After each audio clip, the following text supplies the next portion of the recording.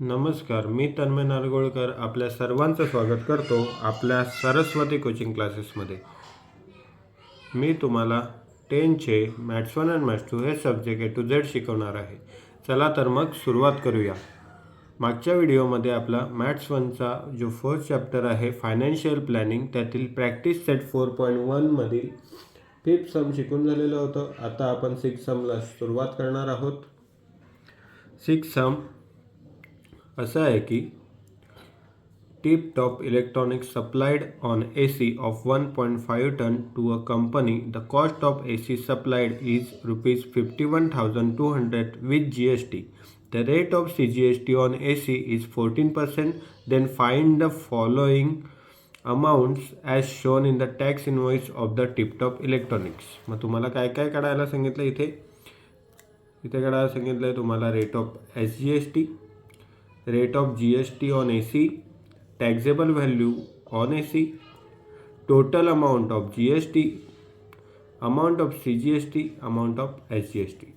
हे जे सम आहे हे इम्पॉर्टंट आहे.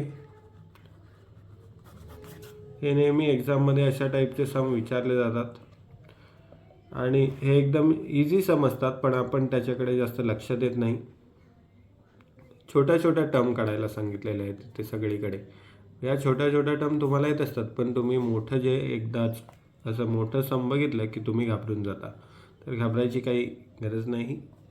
इथे आपण पाहूया 6 सम. पहा,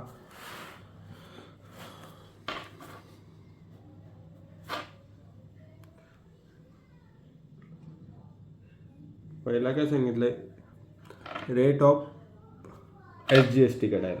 ओके, मग रेट ऑफ SGST किती असतो, जेवढा रेट ऑफ CGST असतो. मग इथे तुम्हाला दिले बघा, the rate of CGST on AC is किती आहे, 14% आहे.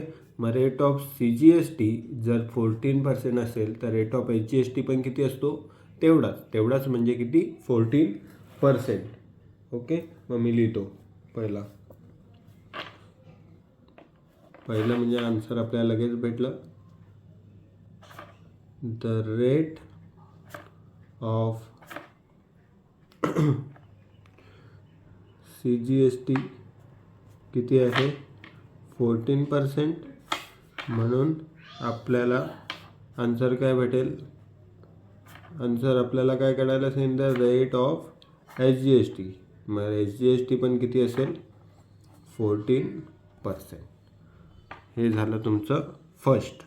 आता आपल्याला काढायचं आहे second, rate of GST on AC. पहिला रेट ऑफ GST काढायच्या आधी तुम्हाला GSTची व्हॅल्यू काढायला लागेल. आता GST कशी काढतात, CGST प्लस SGST ने GST भेटते. CGST आणि प्लस SGSTची प्लस करून आपल्याला काय भेटते, GST. मग CGST आणि SGST किती भेटल्यात, 14%. मग इथे हे 14% प्लस SGSTचे 14% किती झाले, 28%. ही तुमची काय झाली, GST. ओके, आता याच्या पुढे आपण पाहणार आहोत, जर त्या ACची व्हॅल्यू 100 घेतली तर GST त्याच्यावर किती बसेल, GST बसेल 28%. म्हणजे ती 100 रुपयाची AC तुम्हाला कितीला पडेल, 128 रुपयाला. म्हणजे जर 100 रुपयाला तुम्ही AC घेतली असेल तर त्याच्यावर GST किती बसेल, 28%. ओके, मग आता तेच जे मी बोललो ते मी लिहिणार आहे. इथे मी लिहितो, लेट कॉस्ट ऑफ AC किती मी घेणार होतो, ₹100. ओके, म्हणजे जर ACची किंमत 100 रुपये असती, ओके, तर त्याच्यावर GST किती असती, GST किती आपण काढले, आता GST असती 28%. %, बरोबर. मग कॉस्ट ऑफ ए सी किती झाली असती विथ जी एस टी, मग ते लिहितो cost of A C with G S T. Cost of A C with G S T किती झाली असती 128. 128 कशी, हे 100 रुपये आणि हे जी एस टीचे 28 रुपये, म्हणजे किती झाले 128. एवढं समजलं आहे. आता एक फॉर्म्युला असतो रेशो. काय, आपण एक रेशो घेतो, एक रेशो असतो, हा ठरलेलाच असतो. बघा रेशो काय, वरती टोटल व्हॅल्यू आणि इथे टोटल व्हॅल्यू आणि ही टॅक्सेबल व्हॅल्यू. रेशो काय आपण घेतो, total value by taxable value. हे कसे असतात ऑलवेज कॉन्स्टंट. एवढं काय लक्षात ठेवायची गरज हे नाही. बघा फक्त कसं लक्षात ठेवायचं. टोटल व्हॅल्यू समजा मी घेतली. आता याच्यावरून आपल्याला समजा बघायचं असलं एवढ्या याच्यावरून, तर टोटल व्हॅल्यू म्हणजे काय, जी जी एस टी सोबत असते ती. Cost of A C with G S T किती होती 128. मग ही झाली तुमची टोटल व्हॅल्यू. ओके. मग टॅक्सेबल व्हॅल्यू तेव्हा काय असेल, टॅक्सेबल व्हॅल्यू म्हणजे काय, जी जी एस टी सोडून किंमत असते ती किती आहे 100 रुपये. ओके. जेव्हा ए सीची किंमत 100 रुपये होती तेव्हा जी एस टी त्याच्यामध्ये ॲड होऊन किती झाली 28, ॲड होऊन 128 झाली टोटल व्हॅल्यू. ओके. मग आता काय आपल्याला करायचं आहे, हे तुम्हाला जो रेशो सांगितला आहे त्याच्यामध्ये तसंच. आता टोटल व्हॅल्यू ए सीची तुम्हाला इथे दिले बघा, सेम तसंच इथे बघा. Cost of A C supplied is 51,200, पण कशी दिले विथ जी एस टी. म्हणजे ही तुमची कशी काय झाली टोटल व्हॅल्यू. तर तुम्हाला काय करायची आहे, taxable value on A C, बरोबर. मग तुम्हाला बघा आता कसं,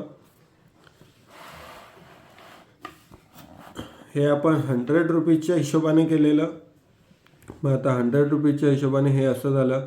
आता आपल्याला काय करायचं आहे, टॅक्सेबल व्हॅल्यू 100 असेल आणि टोटल व्हॅल्यू 128 असेल, तर तसंच त्या 51,000साठी घ्यायचं आहे. Okay.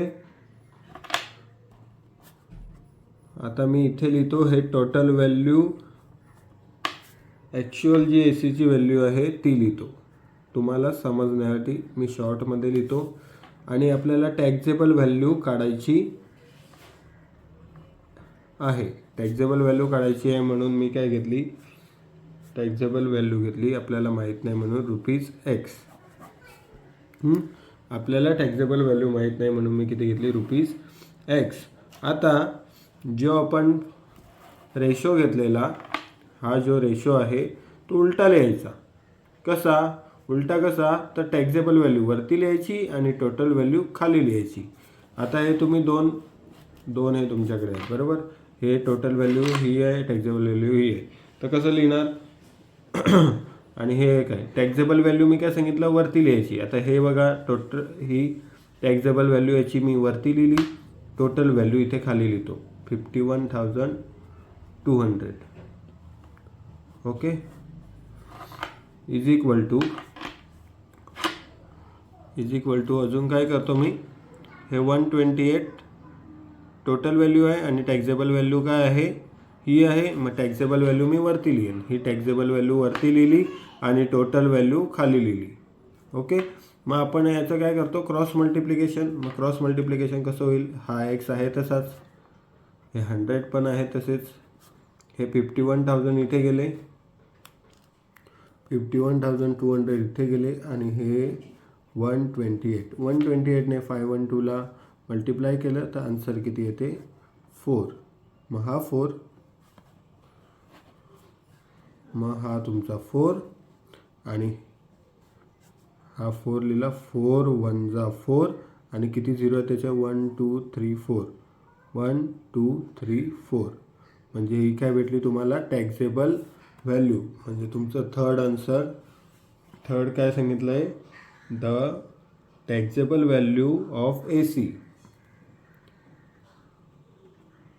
Taxable value of A C किती आहे, ₹40,000. ओके, हे तुमचं झालं थर्डपर्यंत आन्सर झालं. आता फोर्थ आपल्याला काय काढायला सांगितलं आहे, फोर्थमध्ये आपल्याला काढायला सांगितलं आहे टोटल अमाऊंट ऑफ GST.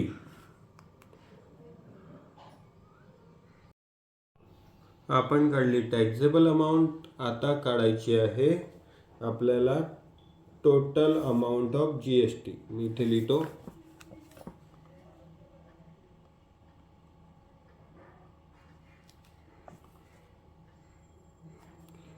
लिहितो, काय काढायचं आहे, टोटल अमाऊंट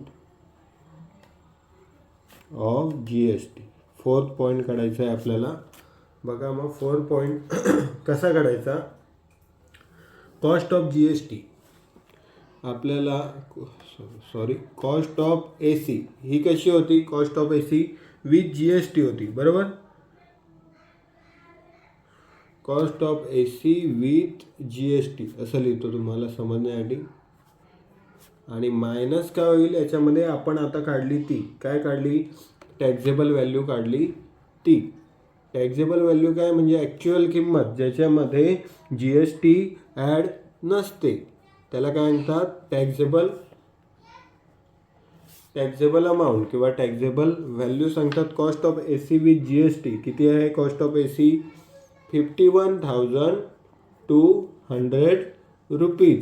त्याच्यामधून मायनस आपण काय करणार आहे, टॅक्सेबल व्हॅल्यू. मग टॅक्सेबल व्हॅल्यू किती काढली, 40,000.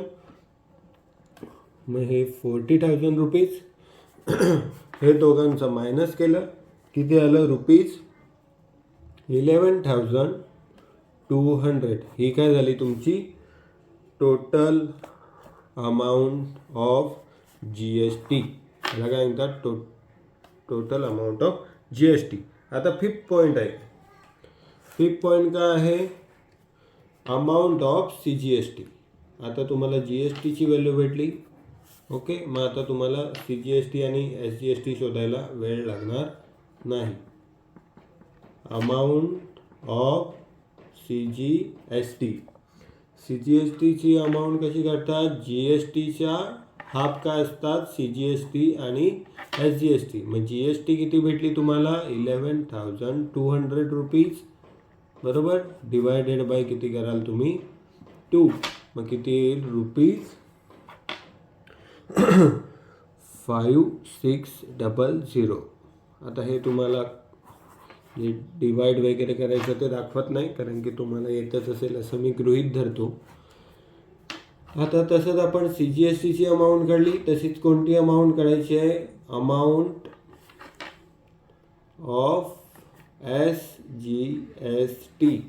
ओके, मग ती पण कशी असते, GSTच्या हाफ. मग GST किती आहे, ₹11,200. त्याच्या हाफ म्हणजे किती, ₹5600.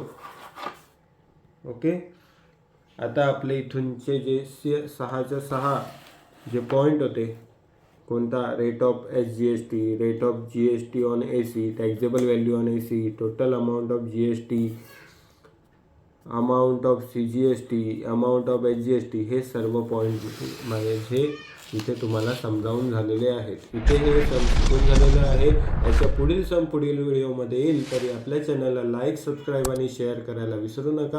थँक्यू.